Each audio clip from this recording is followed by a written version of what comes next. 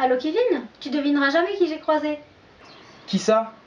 J'ai rencontré un apiculteur qui anime des formations auprès d'apprentis. Il a installé ses ruches en ville. Tu veux venir? Ah oui! Ah, je suis désolé, je vais pas pouvoir venir, j'ai un empêchement familial. D'accord, je te raconterai. Il n'est pas disponible, mais c'est pas grave. Nous allons découvrir ensemble l'installation originale du rucher en ville. Alors, vous êtes formateur pour l'association Savoir-faire et Découverte. Oui. À qui est destinée votre formation? Des gens qui sont en demande d'installer des ruches en ville. On est dans une initiation en fait. De départ, nous on donne les bases, vraiment les bases, c'est-à-dire en termes d'anatomie, cyclobiologie de l'abeille, le matériel, savoir nommer les différents éléments de la ruche, les produits de la ruche, qu'est-ce que c'est, comment s'occuper d'une ruche.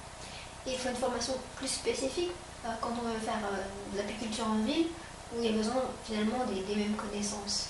Je pense que en termes de connaissances, c'est un peu les mêmes. Et sinon, je voulais savoir, parce que tout à l'heure, vous avez dit que ça faisait longtemps que les abeilles étaient en ville finalement. Oui.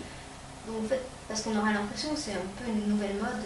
Non, traditionnellement, il y a eu toujours des sociétés d'apiculture. Et une des plus vieilles, c'est la Société Centrale d'Apiculture, qui a fêté son centenaire il y a quelques années. Là. Parce qu'on parle de migration des abeilles en général, et je voulais savoir si les abeilles elles venaient d'elles-mêmes ou les essaims étaient achetés, capturés. Non, les essaims sont achetés. Sont achetés. Donc ce n'est pas une migration naturelle des abeilles qui Non. se disent alors on a un niveau, on est protégé à la ville plus qu'à la Non, le campagne. courant majoritaire est fait par les humains. Il y a des essaims sauvages en ville, souvent fruits d'un essaimage même urbain. Et le truc, c'est que il faut qu'elle trouve une zone qui soit un petit peu calme. Et en ville, on a du mal à trouver une zone de calme en dehors des vibrations, des bruits un peu trop forts. C'est très surprenant tout ça, il fallait y penser. S'installer en ville pour élever des abeilles. Je suis très curieuse de savoir comment elles s'y plaisent. Donc les abeilles, elles s'acclimatent bien en ville ou... Elles s'acclimatent bien, sachant qu'il y a une variété florale qui est parfois plus importante qu'à la campagne.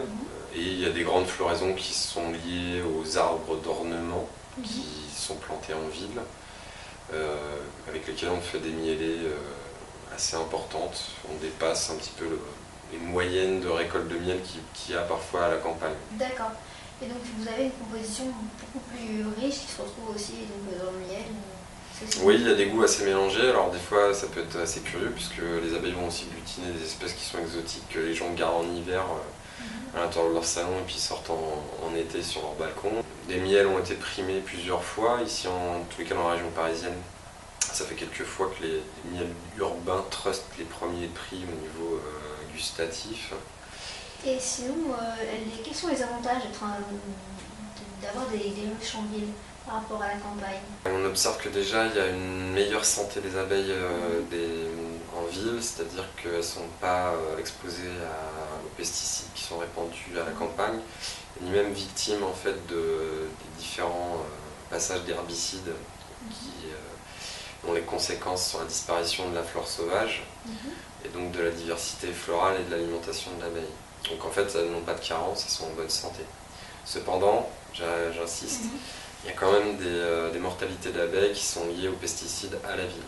D'accord, donc les pesticides se retrouvent en ville aussi? Oui, parce qu'en France actuellement, il y a à peu près 5000 tonnes de pesticides qui sont répandus par les particuliers pour leur jardin. Donc on a des mortalités, on observe des ruches malades avec des comportements caractéristiques à la sortie des ruches. C'est pas dans les proportions qu'on observe à la campagne. Oui, c'est beaucoup moins. Ouais. Et elles sont touchées par d'autres causes comme le varroa, le champignon, ça c'est nationalement, même internationalement, là, toutes les ruches d'Europe occidentale sont touchées par le varroa. Les avantages, hivernage plus doux, on profite des cloches de pollution des villes qui réservent des microclimats plus cléments. Le pollen concentre les polluants atmosphériques. Ça se retrouve pas dans le miel, ça?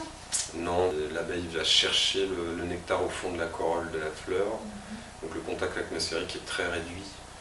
Et si jamais l'abeille se sent elle-même contaminée par ce nectar, elle ne rentre pas à la ruche, elle préfère mourir dehors pour ne pas contaminer la ruche. D'accord. Donc on dit qu'elle sert de filtre biologique. C'était très intéressant. On a appris que les abeilles se sentaient très bien en ville, contrairement à ce que l'on pourrait croire. C'est surprenant en effet, j'aurais aimé assister à ces explications. Installer ces ruches en milieu urbain est une très bonne initiative qui permet de préserver quelques abeilles. Même si à la campagne, on produira globalement toujours plus qu'en ville. Oui, c'est sûr. Il n'est pas facile de disposer de beaucoup de ruches au milieu des immeubles et de la population. J'espère que tu as aimé partager cette découverte avec moi et que tu as appris plein de choses. Vérifie maintenant en jouant au quiz.